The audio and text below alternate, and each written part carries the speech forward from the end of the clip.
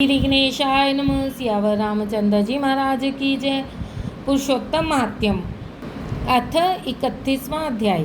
सूत जी बोले, इस प्रकार पतिव्रताओं के धर्म सुनकर नारद जी और भी सुनने की इच्छा से मुनि से बोले, हे बद्रीपते, आपने कांसे के संपुट दान को जो विशेष दान कहा है उसका क्या कारण है, वह कहिए।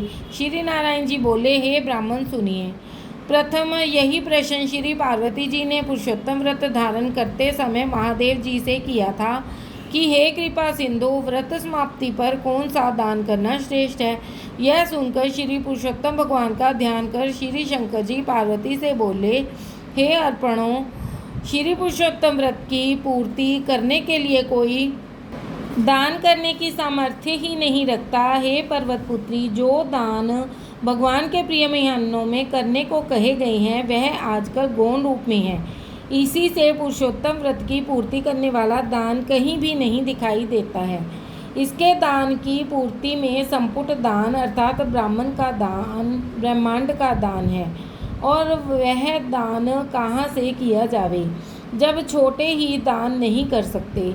उसी ब्रह्मांड का प्रतिनिधि कांसे का संपुट थाल या परात बनवावे, उसमें 30 मालपुआ रख के संपुट कर सूत से लपेटे और ब्राह्मण पूजन कर उसे व्रत पूर्ति के लिए प्रसन्नता से दान दे दें।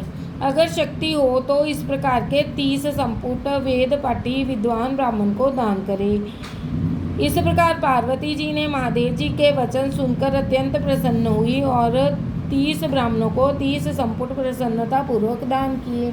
श्री सूत जी बोले, हे ब्राह्मणों, श्री नारायण जी के वचन सुनकर नारद जी प्रणाम करके बोले, मैंने इन सब कथा को सुनकर यह निश्चय किया है कि सब व्रत नियमों से पुरुषोत्तम मास का व्रत सर्वश्रेष्ठ है।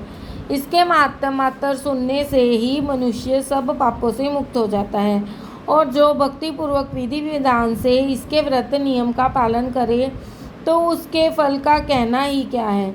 श्री सूत जी बोले, यह सब सुनाकर श्री नारायण मौन हो गए। तब श्री नारद जी ने उन्हें प्रणाम किया।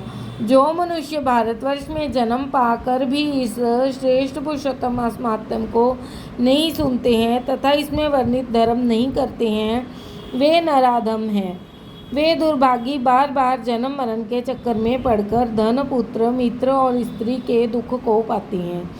वे ही पुरुष धन्य हैं जो भगवान के इस मास का व्रत करते हैं।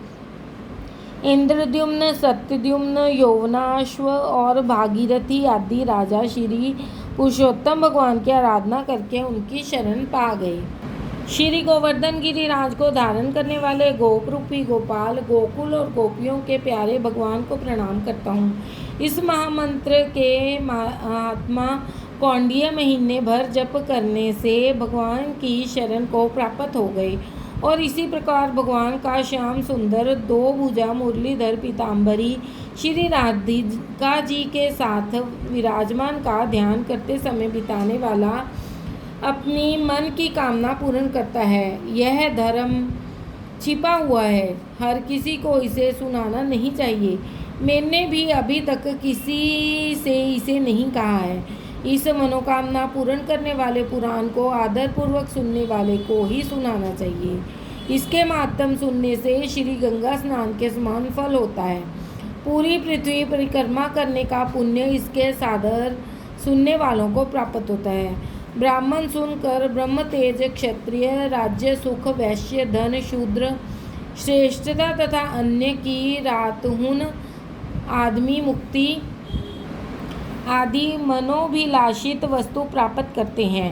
इस पुरुषोत्तम महात्म्य को लिखवा कर वस्त्राभूषण के साथ विधि पूर्वक ब्राह्मण को जो दान करता है वह अपने 3 कुलों के साथ गोपाल से सेवित देव दुर्लभ गोलोक को प्राप्त होता है। जिस घर में यह ग्रंथ रतन रखा है वह घर तीर्थ के समान है। इस प्रकार अत्यंत पुण्यदायक पुरुषोत्तम मास के महात्म्य को सुनकर विस्मित हुए और विनय पूर्वक सूत जी से बोले, हे सूत जी, आप धन्य हैं। बड़ी बुद्धि वाले सूत जी, आपके मुख से कथा रूपी अमृत पान करके हम सब कृतार्थ हो गए हैं। हे सूत जी, जब तक भगवान की पवित्र कीर्ति छाई हुई है, आप हमारे बीच में बैठे भगवान के मनोहर कथाएं सुनाते रहें। उन ब्राह्मणों से अनेक आशीर्वाद प्राप्त करके सूत जी उन ऋषियों की परिक्रमा करके नमस्कार कर नित्य कर्म करने चले गए।